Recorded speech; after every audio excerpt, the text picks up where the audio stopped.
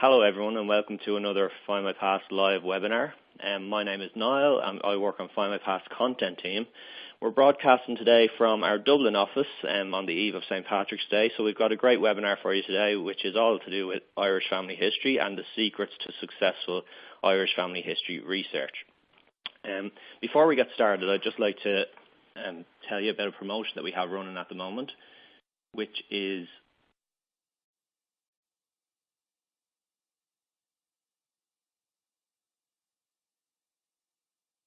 all about our free Irish access to our records. So basically all of our records are free this week up until St. Patrick's Day. So as you pick up tips during the webinar today, you can put them to the test with our Irish records on Findmypast, because all of them are free up until tomorrow night and GMT midnight. So a couple of housekeeping things as well, just to run you through. If you'd like to ask us any questions, we have a team on hand who are there and ready to answer your questions. So just pop them in the Q&A box on the left-hand side of your screen. We also have, if you're having any issues with your sound, make sure that the audio widget at the bottom of your screen is selected, because that will make sure that the sound is actually coming through, and just make sure as well that the volume is turned up on your PC all the way.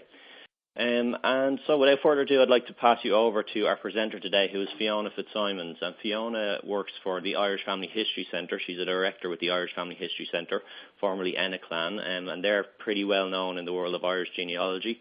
They've done work for the likes of the Obama and Biden White House, as well as stars like Tom Cruise and Meryl Streep.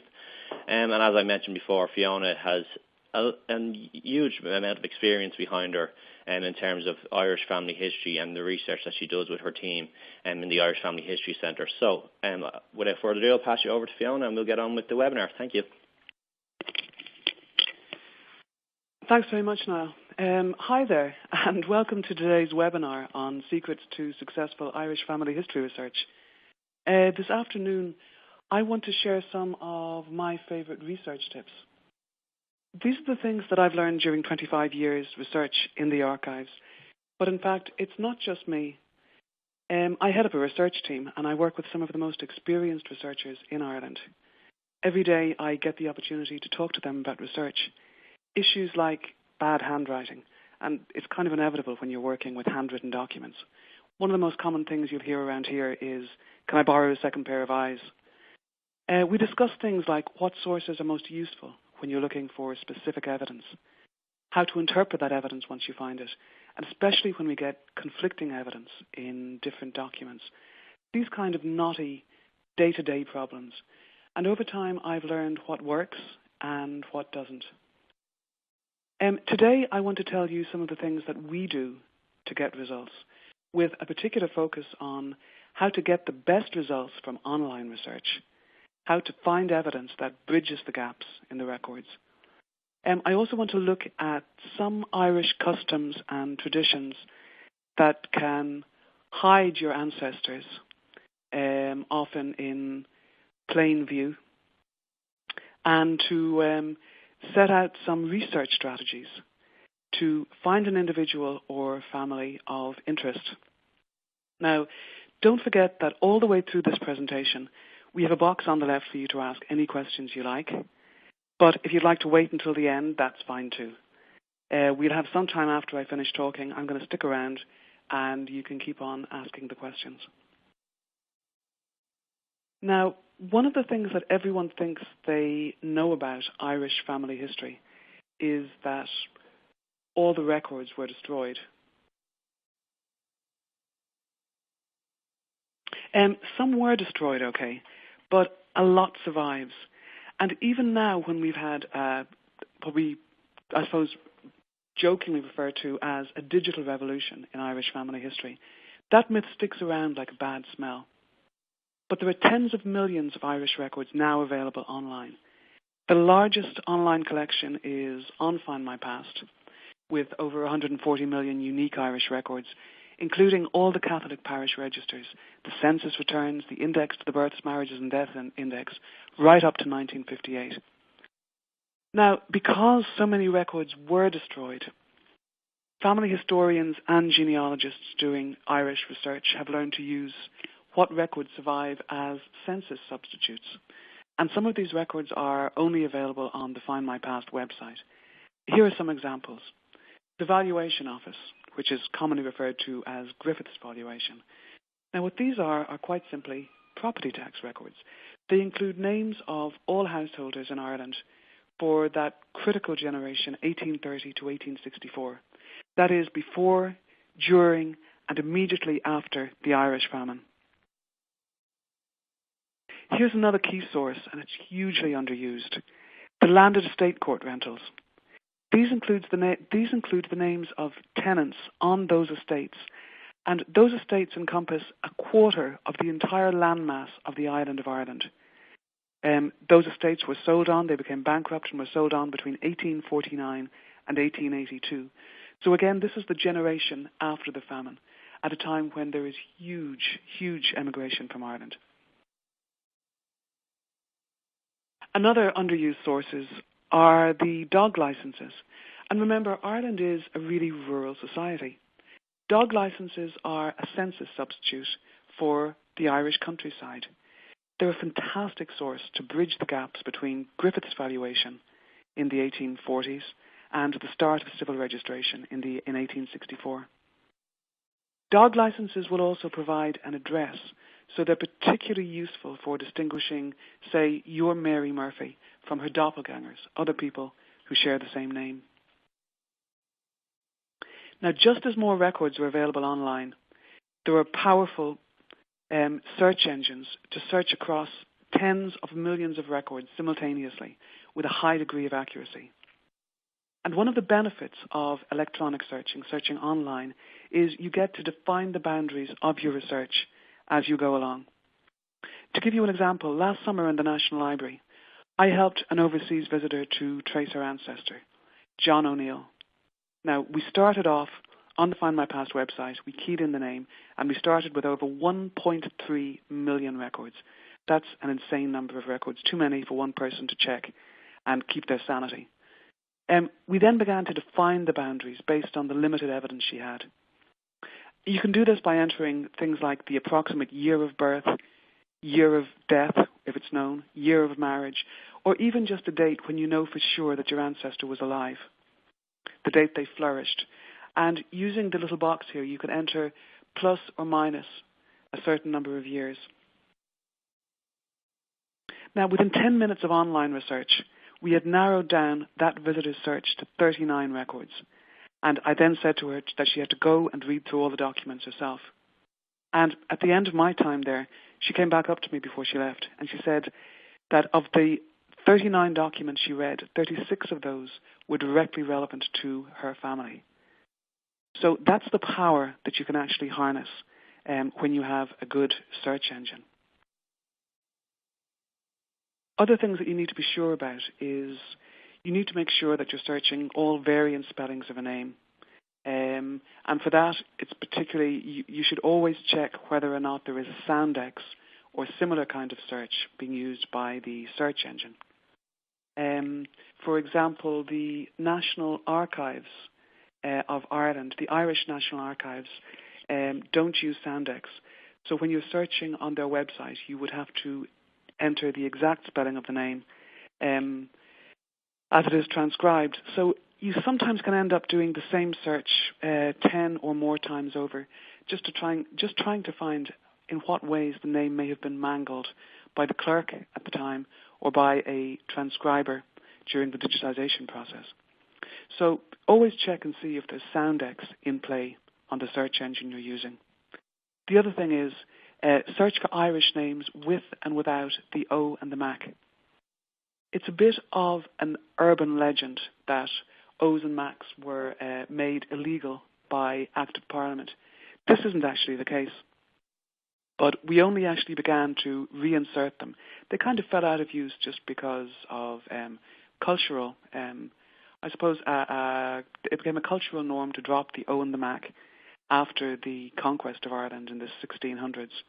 And it's only really in the late 1800s and early 1900s that many families begin to reinsert O's and Macs into their name.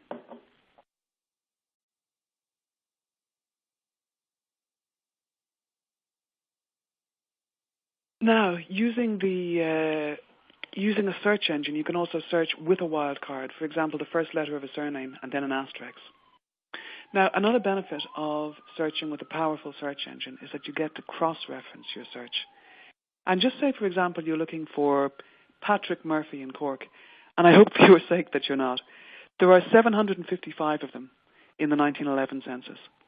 Now, the Findmypast website allows you to search by Patrick's approximate age or year of birth. And then you can also cross-reference your search by looking for another person in the household.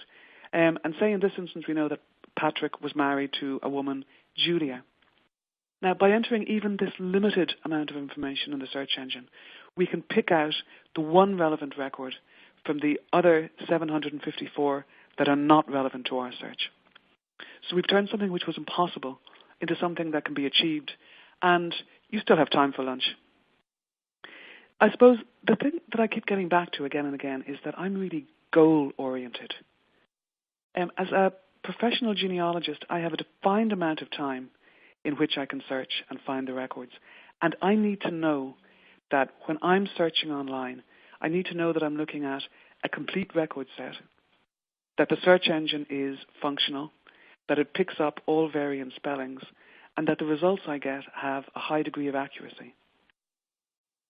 Now, once you've started your research, always remember that, for example, an index is not a record. It's a signpost to the actual record.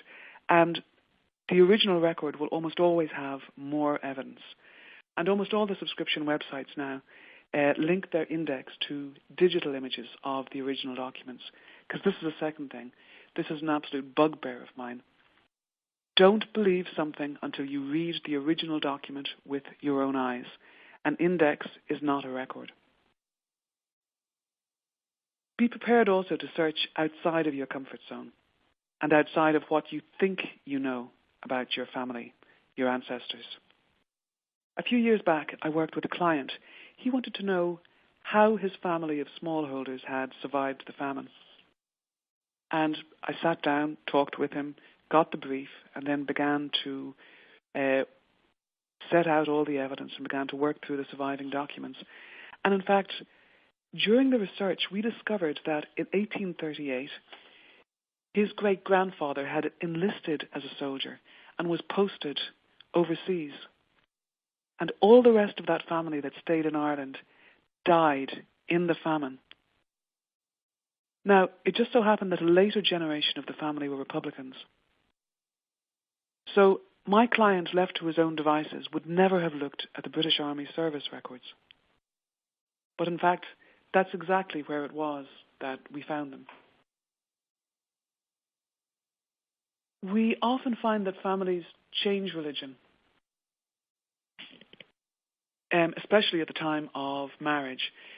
Just because your family are Catholic or Episcopalian or Baptist now, they may not always have been so. Before 1908, when interfaith marriages took place in Ireland, every family would make its own arrangements about what religion the children were going to be raised in. And sometimes by taking the blinkers off, the blinkers that we have here from our present-day life experience, if we take those blinkers off, we can actually start looking in the right place. And by doing that, we hugely improve our chances of finding our ancestors' family.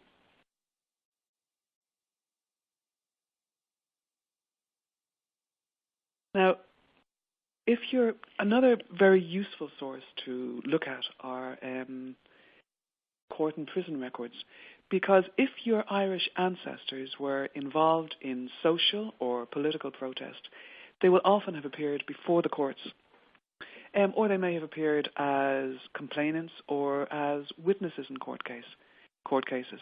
But the thing is that all of this leaves a paper trail. On Findmypast, one of the richest sources you'll actually find on the website are the 30 million plus petty sessions court records. Now, these include criminal cases, but they also include breaches of the civil law. So if, for example, your ancestors were involved in a pub lock-in after hours, you may find them in the petty sessions records. Or if, for example, their animals break out of a field and stray into your neighbour's farm, you may find your ancestors in these records. If your ancestors didn't inoculate their children within 3 months of birth, you might likewise find them here. But also, if those self-same children truant from school to go swimming on a summer's day, or if they're living in the countryside and they raid the neighbour's orchards for apples and fruit, you will find it probably recorded as a breach of the civil law in these records. And in fact, these are all cases that I have commonly found working with these cases. They are a fabulous, fabulous window into the past, and it's really quite extraordinary, the level of detail and the stories that you'll find there. They're so rich that all the researchers for episodes of Who Do You Think You Are in the UK, in the US, everywhere overseas, they descend on this one source like bees to honey when they're doing Irish family history.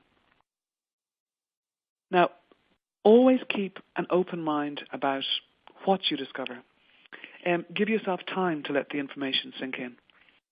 And you will probably find that your ancestors were as full of inconsistencies and contradictions as anyone that is alive today.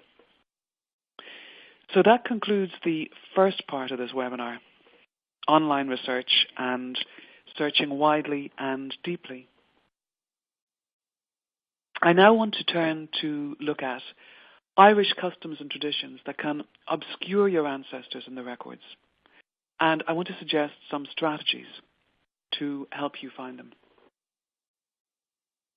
Now, I already mentioned searching for all variants of names and also with and without the O and the Mac prefix. But here's a conundrum.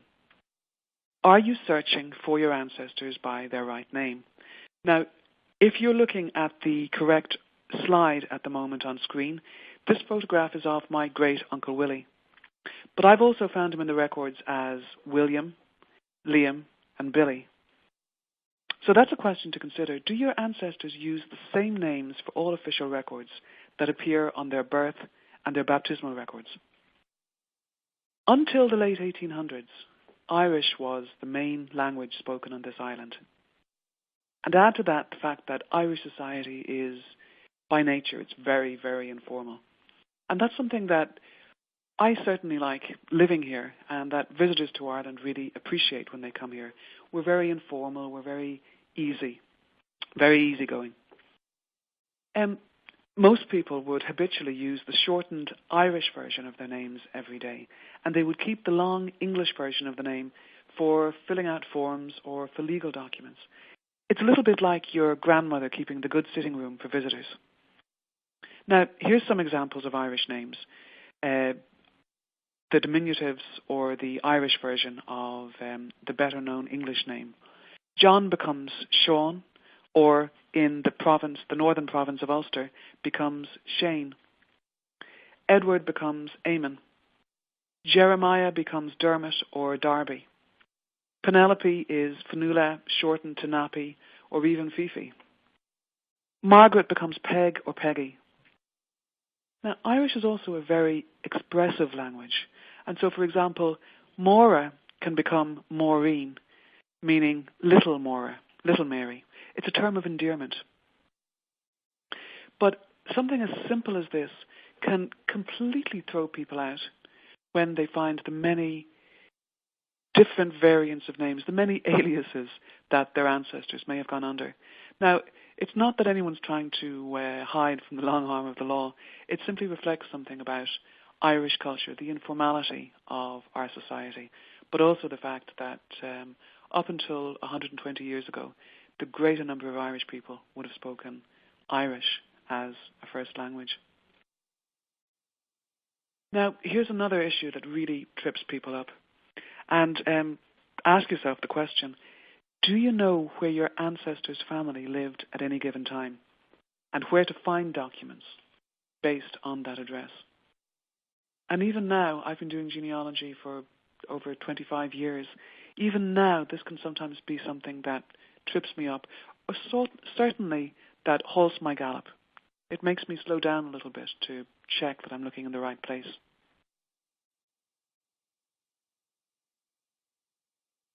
Now, do you know, for example, that marriages were normally celebrated in the bride's home parish? And marriages would be celebrated early in the week to give the bride time to move into her new home.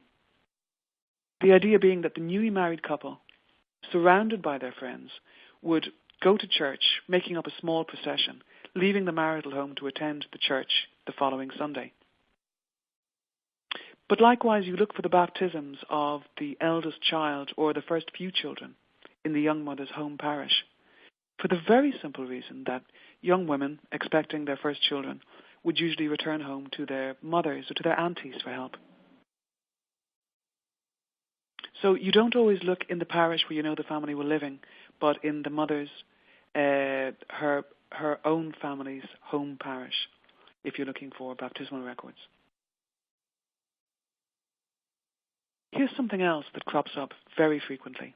If you're searching after 1864 for a civil birth with no luck, try to extend your search out to include all children registered in the district in that correct family name, but where the child's name has been left blank or unknown.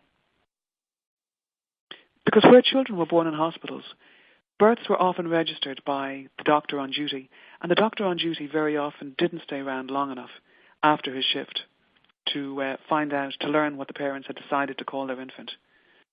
And I believe this isn't just an Irish practice either. I think it's something you'll find right the way across where you're looking at civil births registered through a hospital. Now, how do you interpret the evidence where you find that the documents show you a child is baptized even before they are born? In other words, the date of birth recorded in the civil birth record. I've been asked, this is a problem we come up against over and over again, and I'm always asked, is this correct? Can you even use this as evidence? Well, Catholic parents would always have put a priority on baptism, and baptisms took place locally in the parish. Now, as we mentioned, Ireland is a very rural society, and parents would have to travel into the nearest market town, usually without public transport, to register the birth and to pay a fee. Now, because the authorities charged a fine for failing to register a child within 3 months of the birth, parents who were late in registering would often simply give a later birth date for the child to avoid the fine. So where you find this kind of conflict in the evidence, that the child is supposedly baptized before they're even born, you can take the date of baptism as being almost certainly closer to the actual date of birth, probably within a couple of days. Because, again, parents prioritize baptism. So Catholic children are usually baptized very close to the date, very, very soon after they're born. And here's another thing to consider. The dead were usually always buried with their own kin, their own family. And when a family originates outside the district, the bodies could be transported back really long distances to be buried in the family plot, alongside parents, aunts or uncles, grandparents, everyone who's gone before. Now, 9 years ago, I worked with the White House to trace President Obama's Irish family history. We knew that in 1800 his ancestors settled in the village of Moneygall, but I found that they continued to bring their dead home to be buried in the village of Shinrone. And in 2011, in advance of Obama's first visit to Ireland, I sat on the wall of a graveyard, eating an ice cream and watching American and Irish genealogists running around the graveyards in and around Moneygall looking for ancestral graves, before I got back into the car and I drove 20 miles down the road to where they actually were, because they were all looking in the wrong place. And this brings us back to that key idea that when you're researching your Irish family history, place is absolutely of central importance.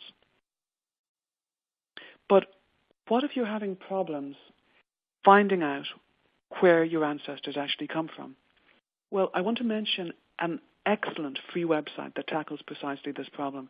And I want to give a shout out while I'm at it to an Irish geographer and family historian, Brian Hollinshead, for his contribution to this. And the website is www.townlands.ie. This is excellent maps. and it's particularly good to see how administrative districts fit into one another, and ultimately to trace specific records.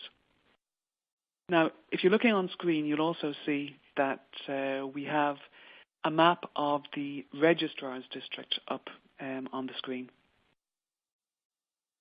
You'll find births, marriages and deaths by Registrar's Districts. This map is excellent. The districts, the individual districts are marked out and they are coded by county. There's also a map of Catholic parishes available on the Findmypast website. You will find workhouse records looking by poor law unions, and search the census by the district electoral divisions. It's a subset of the poor law unions. So that's the end of customs and traditions that your ancestors may be hiding behind. And I hope I've given you some strategies to scale the walls and to find them.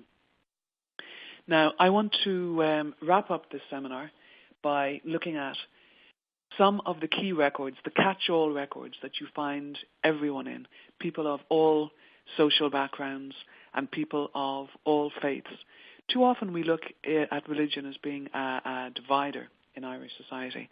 So I want to look specifically at sources that are catch-all sources, that everyone is actually there in them, but also some collateral records that bridge the gaps. Now, the first one I want to look at are the petty sessions. These records are a fabulous catch-all. You really will find every Irish man, woman, and very many children from every social background and from every faith in these records. And remember, too, that it was easier.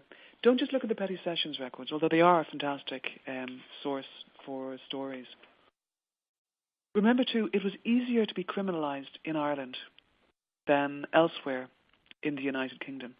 And leaving aside for the moment the debate as to why this was, the fact is that while a conviction may not have been great news for our ancestors, it's great news for us as family historians, because it means they leave a really detailed paper trail for us to follow.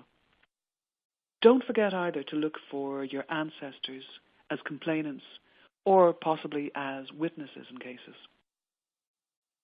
Now, extending on from this, court and prison records. They are particularly relevant if you want to follow George Bernard Shaw's motto, that it's not enough to find the family skeletons. You want to make them dance for you. And the earliest petty sessions records you'll find are from 1826. But there's also some excellent prison records from the 1790s. Don't forget either the transportation records, the Irish that were transported from 1791 to Australia.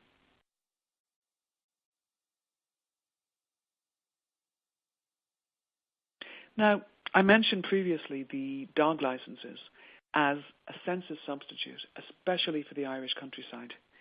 Now, the dog licenses, they are also a really great source for bridging other record groups in the mid-19th century. Dog licenses include the name of the person taking out the license and their address.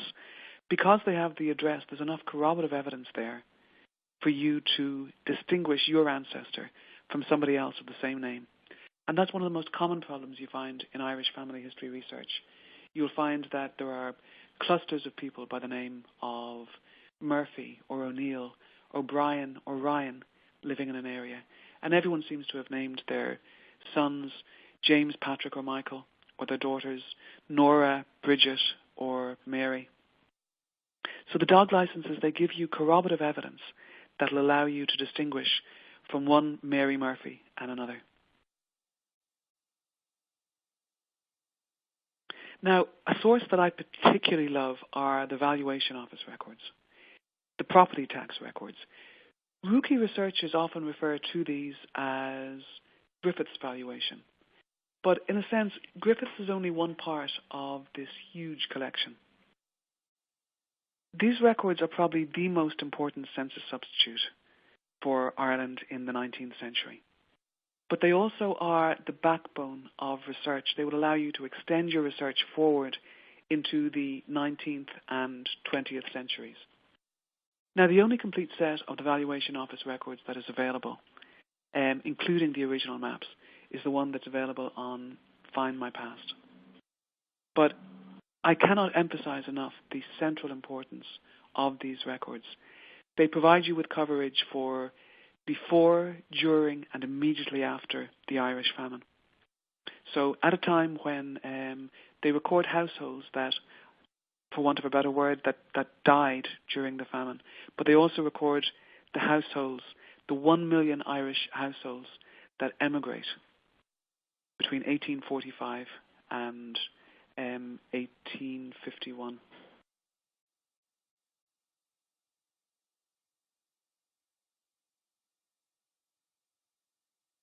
I've also made great use out of newspapers and printed records, because something that has become very, very clear to me by working with this as a source is there was an explosion of local regional newspapers in Ireland from the first quarter of the 1800s. And local newspapers give very detailed coverage of local news. That can be everything from court reporting to cattle marts and fairs and all the local events and goings-on. And to give you a sense of what's there, in 2015, I'll tell you about a case we worked on. Working for Who Do You Think You Are, we started research.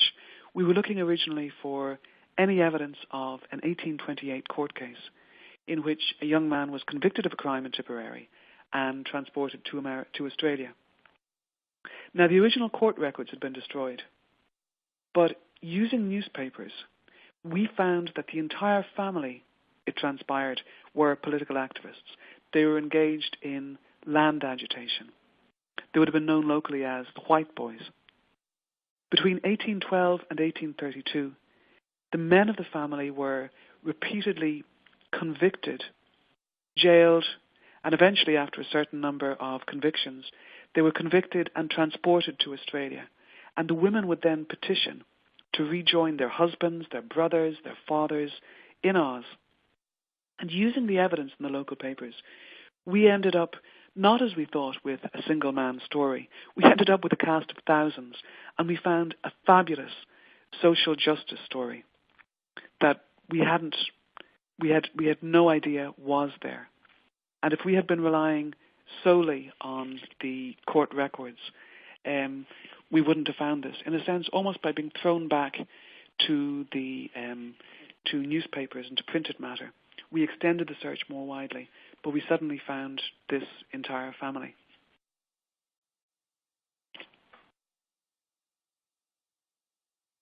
Now, visitors to Ireland can also meet.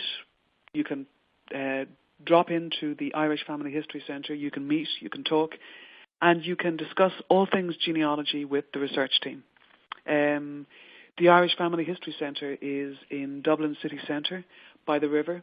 It's situated side by side with the EPIC Visitor Centre, which is a museum of the Irish diaspora. And you might even meet Patrick Roycroft, our genealogy wizard, who is to the right of your screens there. So, in summary, understand the cultural distance between where you are now and how your ancestors lived. Harness the power of search engines to increase your research muscle online. And be prepared to move outside of your comfort zone, because you don't know what or who you're going to find or what stories it is you're going to find. These are some of the things that work for us and that have allowed us to be successful in the research projects that we undertake. Some of our research secrets, because of course, guys, we can't give everything away, I'm afraid. So that's it. We've actually finished slightly before time, but that's going to leave us a little bit more time to go on and to answer questions. So I'm going to hand back now to Niall Cullen. Thank you very much for tuning in today. Thank you very much for listening. Cheers. Thank you very much, Fiona, and I'm sure you all found that as useful as I did. We have had a number of questions coming in over the course of the webinar, and they have really been flying in. Our team are doing a great job to try and get through as many as possible. I will, of course, also ask Fiona some questions as well. So the first question I have in for you, Fiona, is from Helen Hodgkinson. Thanks for your question, Helen. And it's a basic question. It's basically, where do I find the Catholic records if all I have is the location of Ireland? So all she knows is Ireland as a location. How does she narrow it down with the Catholic records?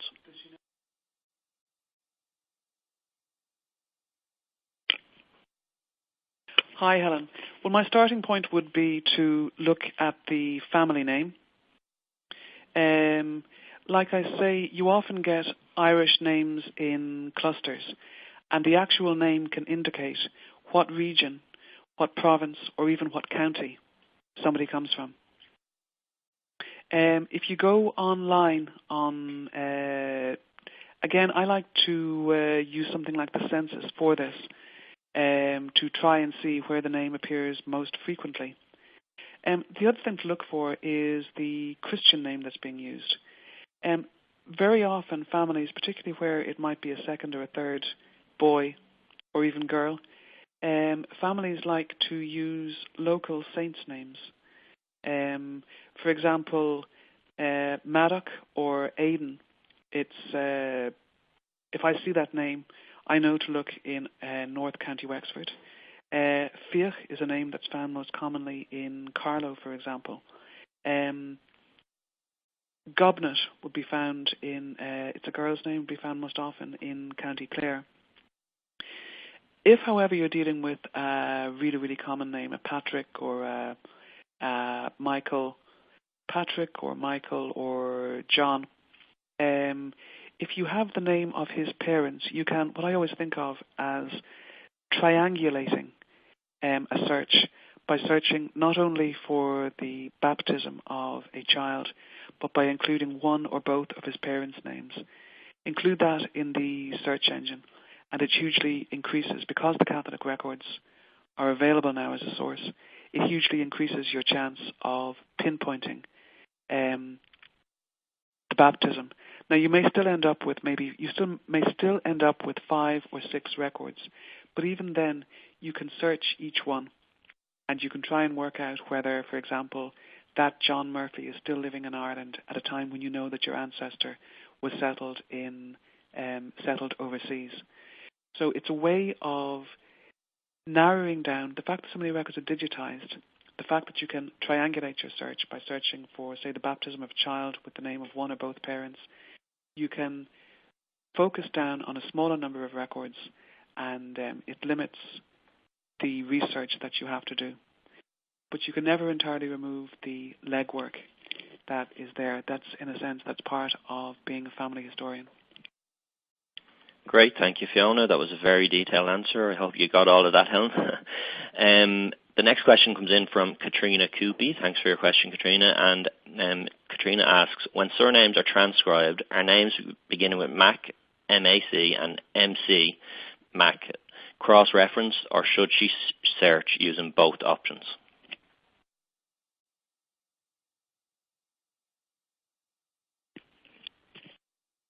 Sorry, I'm just going to repeat that again for Fiona. So when the surnames are transcribed, are names beginning with Mac, M-A-C, and Mac, M-C, cross-referenced, or should the search be done using both options? Hi, Katrina. I would always search for a name with and without the Mac option. So McCarthy, I would search for Carthy, and I would also search for Mac Carthy, just in case. Sometimes a name can be taken down, it can be garbled by a clerk who made the original record, and the transcriber involved in digitization, coming to that many years later, can look and see this as being, can further mangle the name. So I like to search with and without a Mac name, for example. Thank you.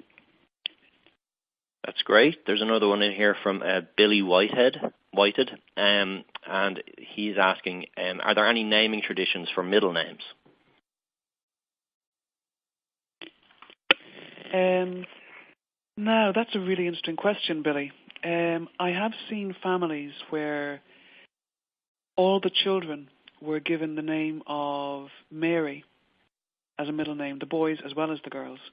And you probably have heard of Joseph Mary Plunkett, one of the famous rebel leaders that was shot in 1916. Likewise, I've seen families where there was a particular devotion to a saint, just say, for example, Joseph, and that may have been given as a middle name.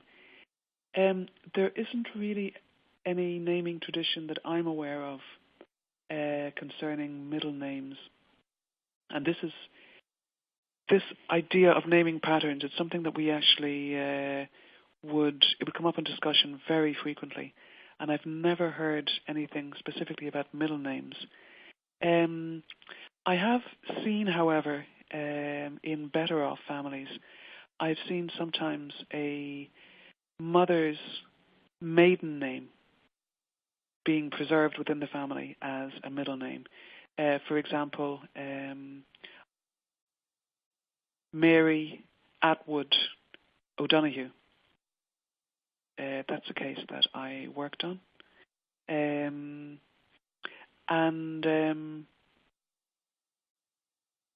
I think President Obama's family might be an instance where a mother's maiden name was preserved not as a middle name but as a Christian name following into down through the generations. The name Falmouth, Walmouth, the German V or W, it became Falmouth, and it was used in generations of the family from the 1690s right the way down to the early 20th century. Thank you. That's great. Thank you, Fiona. Another one has come in here from Jackie Kearney, and Jackie would just like to know how does she access Catholic Church marriage bans, specifically bans?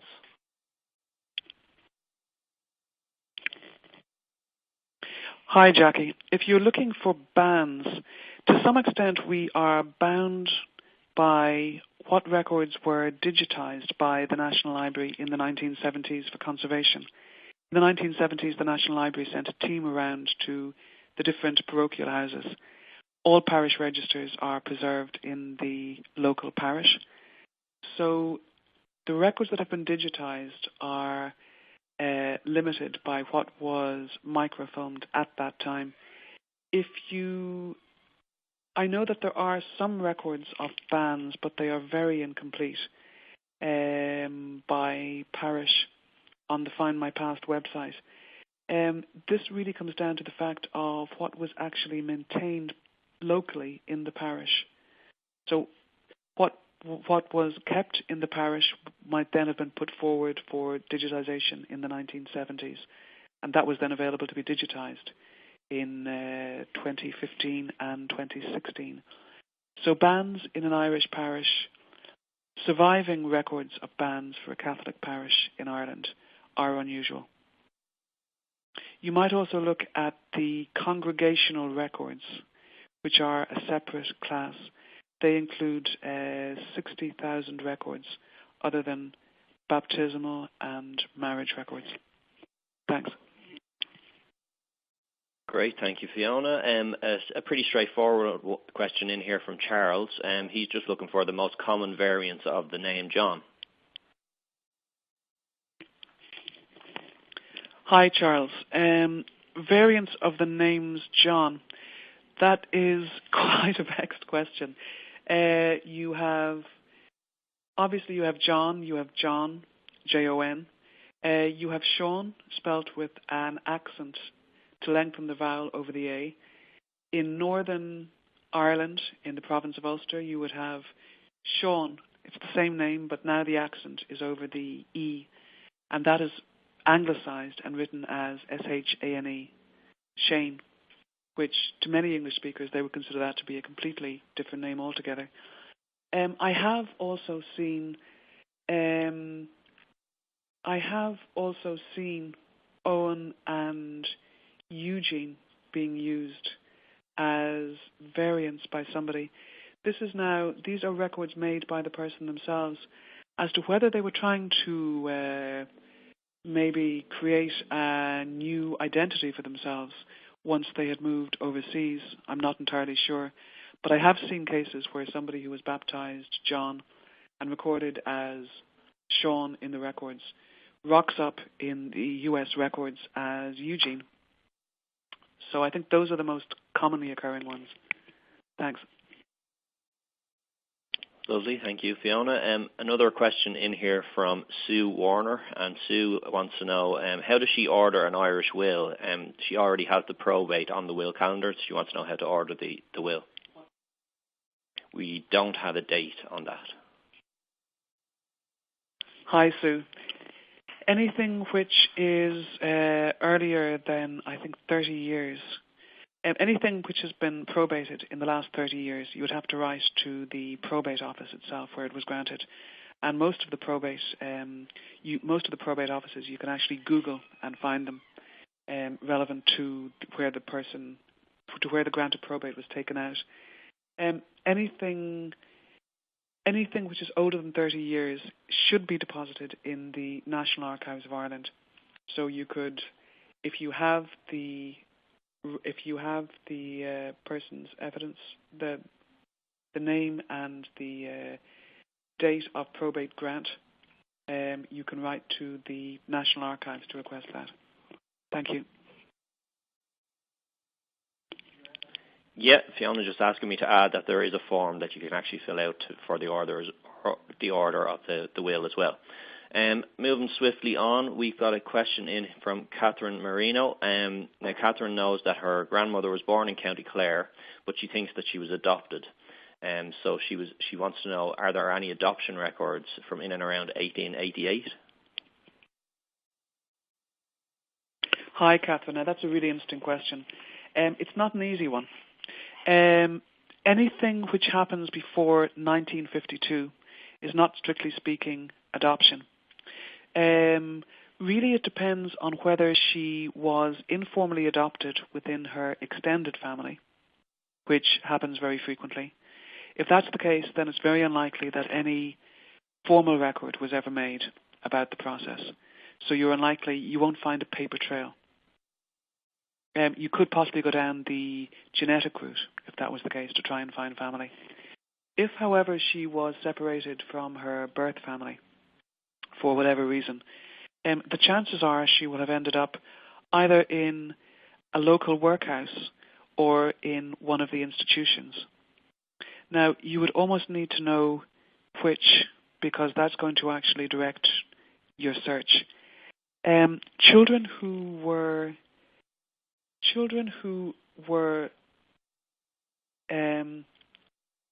boarded out through the workhouse, placed with families, with foster families. The expression is boarded out, and those records will have been kept in the Poor Law Union workhouse records. Now, any decision concerning a child will always have been made at board level. So what you need to look at are the Poor Law Union guardians' minute books of the relevant Poor Law Union, the relevant workhouse in which she may have been placed. If it's an institution, if she was placed in an institution, it's going to be an awful lot harder because you almost need to know in advance what the institution is. Most of the surviving records are held by the religious order that ran the orphanage, or sometimes the reformatory or the industrial school. So you would probably contact the order to access registers or any other records they may have for that specific school or orphanage.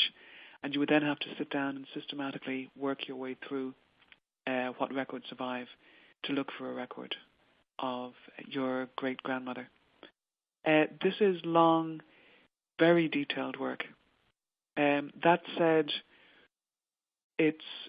there are very extensive records, and we have had a high degree of success in tracing people who are raised within institutions.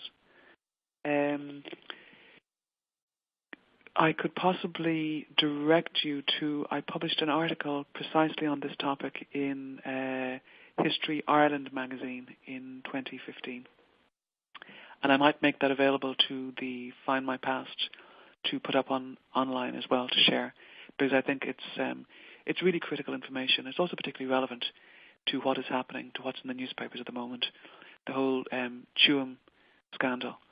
It's information that I think really needs to get out there for people tracing family members. I hope that helps. Thanks. Yeah, absolutely, Fiona. Obviously a very topical question there with what's going on in Ireland at the moment. There's another one in here from Zandra Tompkinson. And Zandra is telling us that her ancestor applied to join the Irish police force in 1821. And she's looking to find out, can she find his application or what happened to his application, or are there any records basically of the Irish police force around that time in the 1820s? Hi, Zandra. I'm delighted to tell you that there are records of the Irish Constabulary, later the Royal Irish Constabulary, online and Findmypast. These are probably the most, I think the records are actually up there almost in their entirety. There's a small collection of revenue police coming online later this year. And I was talking to the advisor. There's a specialist historian in the Irish police, a man by the name of Jim Herlihy, a fabulous man. He could talk for Ireland, but he's an expert on these records.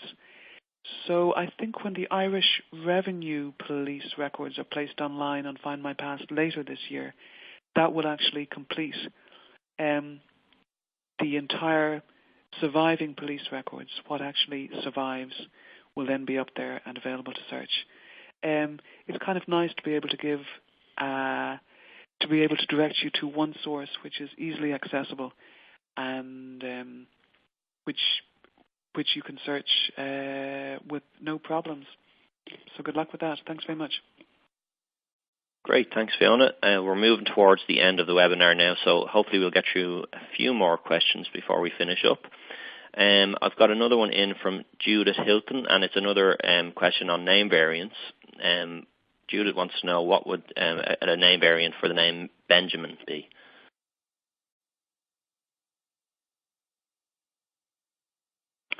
Hi, Judith. I think Benjamin would really just have been Ben or Benji. Irish families Catholic families tend to stick to a very narrow range of saints' names. It would be a very unusual Irish Catholic family that would name a child Benjamin. You do find Church of Ireland Methodist and Dissenter families, Presbyterian, would have a wider range of saints' names, and they would also include names from the Old and New Testament. If your family has the name Benjamin, it would suggest to me, if your Irish ancestors use the name Benjamin, it would suggest that either the family were not Catholic or that they may have had a connection, that they weren't just turned inwards in Ireland, they may have had a connection with the wider world.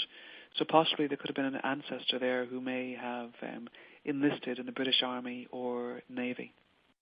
But Ben or Benji or the full name Benjamin is much more likely. Thanks. That's great. Thank you, Fiona. Another question in here from Lena Thompson. And Lena wants to know, is there any hope of finding information on people that have immigrated to America from Ireland but before 1800? So immigration before 1800 from Ireland to America. Hi, Lena. Now, that's a really interesting question, and that's something that I ask myself very often. Up until recently, I would have said the simple answer is it would depend on whether they left a paper trail. It depends on whether they did well when they landed in America. So you were always looking for somebody who might have left land or other resources, land, property, or other resources, money, basically a will, or somebody who married and left a large family. But recently I was looking at the issue of Irish people convicted of felonies and transported to America. And in fact, I found that although almost the entire Irish court records from the 18th century have been destroyed, there are fragments of court records, but not enough to actually, not enough to find those names.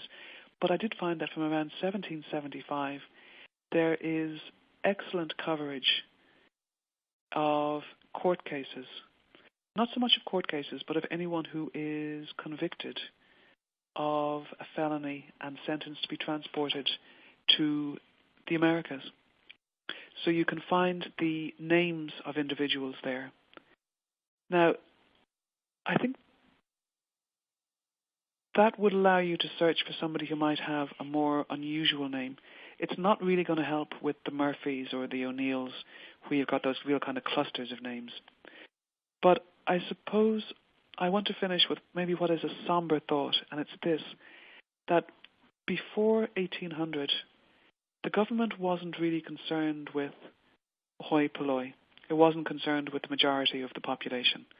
It was only really concerned in documenting what it saw as the political nation, the people who were middle class or upper, and who had assets, and who it had to listen to, and it had to take into account. And everybody else really goes under the radar. There's rarely an attempt to try and document everybody else. So they don't really get documented unless they do something, unless they step out of line, break a law, and appear in court, for example, or have a proclamation issued concerning their behavior. So in other words, extreme cases.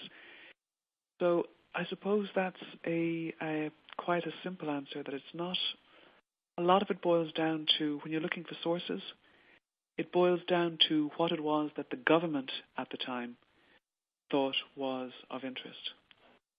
And unfortunately, they didn't choose to document the greater number of people. Not until the 1800s in Ireland that we begin to look towards keeping a census.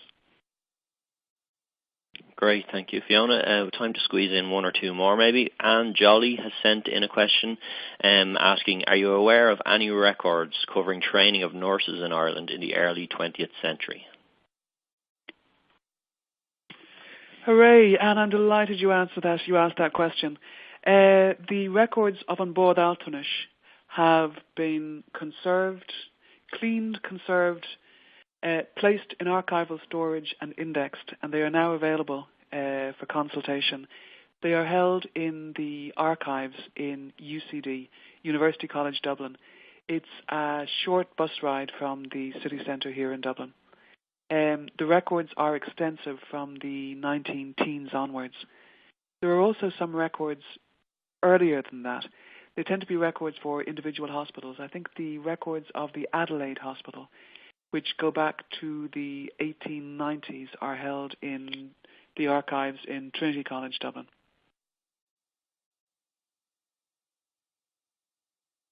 Great, thanks, Fiona. One more that we might be able to just squeeze in just before the end.